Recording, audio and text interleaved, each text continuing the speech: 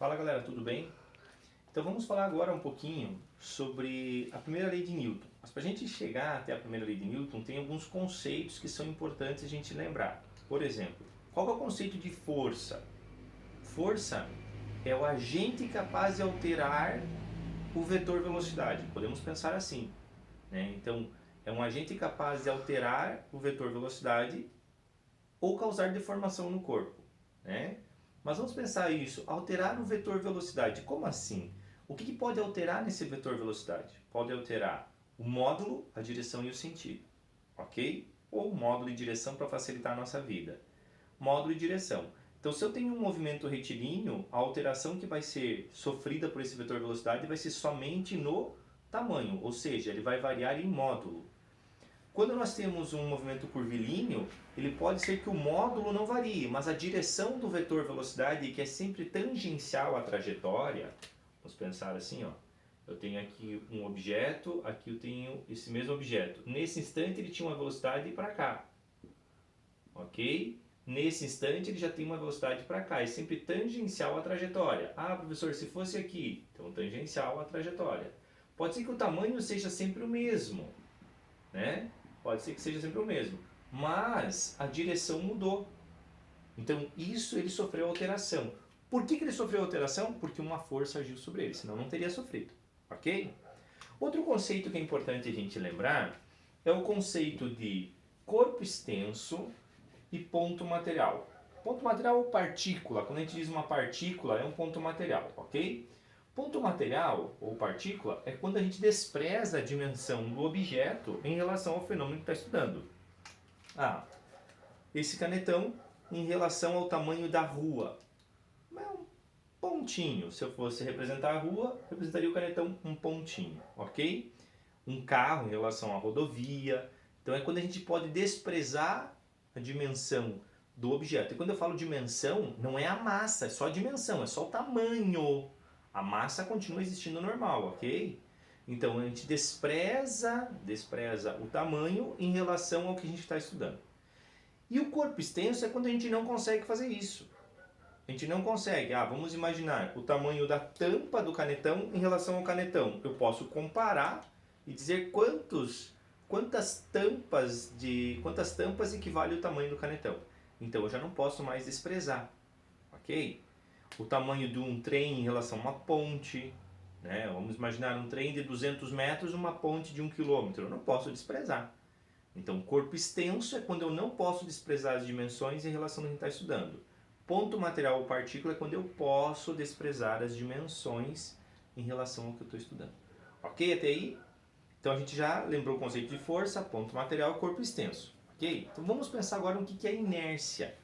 Quando a gente fala de inércia é a tendência natural do corpo de manter o seu estado de repouso ou movimento.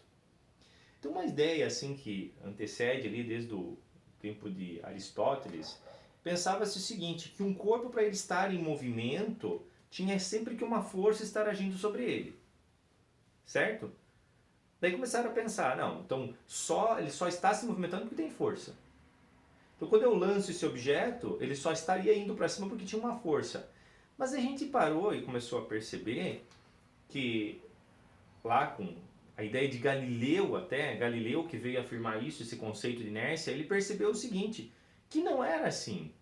Que o corpo ele mantinha o seu movimento até que uma força viesse mudar isso. Então, a tendência natural do corpo é de manter o seu estado. Se é de estar em repouso, permanecer em repouso. Se é de estar se movimentando, manter o movimento. É uma tendência natural do corpo. E isso é o conceito de inércia.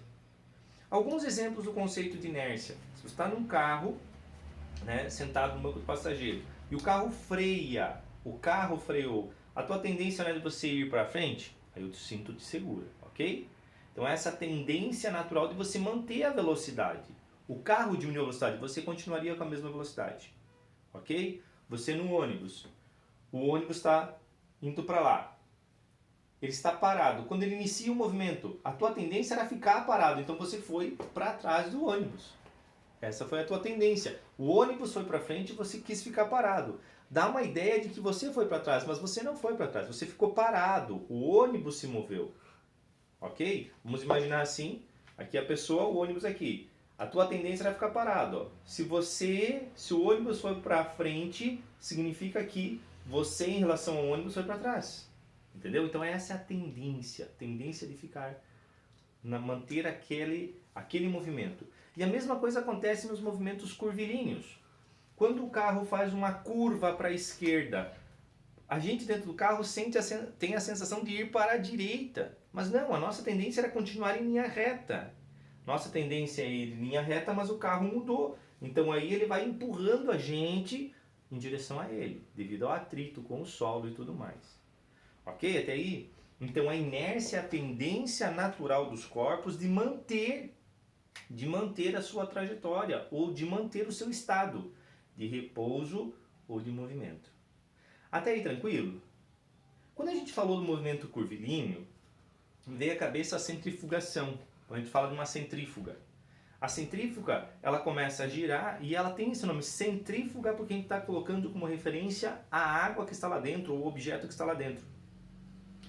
Então esse objeto que está lá dentro, a tendência dele é se deslocar para fora. Por quê? Porque ele fica sempre em linha reta. Então ela está girando e aquelas gotículas tendem a ficar em linha reta.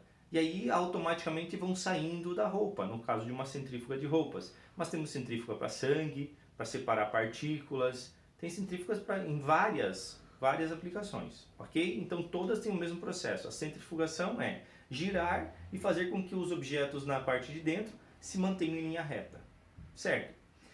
Com base nesses conhecimentos já de inércia, de força, que é o agente capaz de alterar ali o vetor velocidade, de partícula e tudo mais, nós conseguimos conceituar agora a primeira lei de Newton. A primeira lei de Newton vai falar exatamente o quê? Que todo corpo tende a manter o seu estado de repouso ou tende a manter todo o corpo. Faltou a palavra corpo aqui, ó. Todo o corpo tende a manter o seu estado de repouso ou MRU até que uma força externa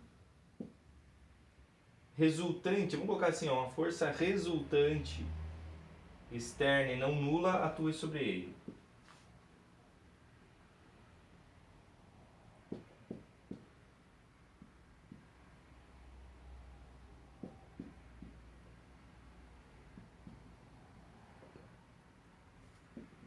Atue sobre ele, ok?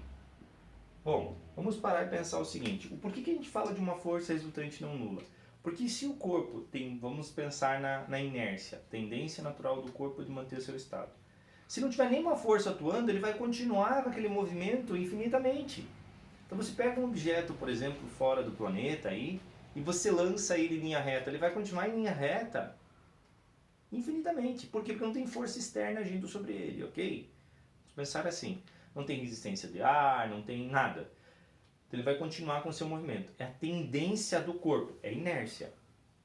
Quando a força resultante é zero, ele também tem isso. Porque ele está no estado de equilíbrio. E o equilíbrio pode ser estático ou dinâmico. Estático quando está parado, repouso, ou dinâmico quando ele está em MRU. Olha, entendeu? Então assim, se ele está em repouso ou em MRU, ele está em equilíbrio estático ou dinâmico. Estando em equilíbrio, a gente percebe que ele tem uma tendência de se manter naquele estado. E ele só vai alterar se existir uma força externa. Tem que ser uma resultante não nula que venha mudar isso e ele sofrer essa alteração, ok? Então, por isso a primeira lei de Newton é assim, ó, todo corpo tende a manter o seu estado de repouso MRU até que uma força resultante externa não nula atue sobre ele, ok? Porque se uma força externa, uma resultante externa for nula, ele vai continuar em MRU ou repouso. Certo, gente? Então, essa é a primeira lei de Newton. Todo mundo diz assim, a primeira lei de Newton é a lei da inércia. Sim, porque ela tem relação direta com a inércia. E a medida da inércia, ou eu posso dizer assim que a massa é a medida da inércia do corpo. Quanto maior massa, maior inércia. Pensamos assim. Maior tendência de se manter. Entendido isso, gente? Então começa pensando assim. Eu estou falando de inércia, eu posso estar representando a massa. Então se eu falei ponto material corpo extenso, eu desprezei dimensão, mas a massa não. Porque ainda continua existindo a inércia. Entendido? E aí nós conseguimos elencar ou descrever a primeira lei de Newton, construir essa primeira lei de Newton com base nesses conceitos. Newton copiou Galileu? Não. Ele, de acordo com o princípio de Galileu da inércia, ele conseguiu construir uma lei que é válida sempre. E ele diz que todo corpo tende a manter o seu estado de repouso ou de MRU até que uma força resultante externa não nula atue sobre ele.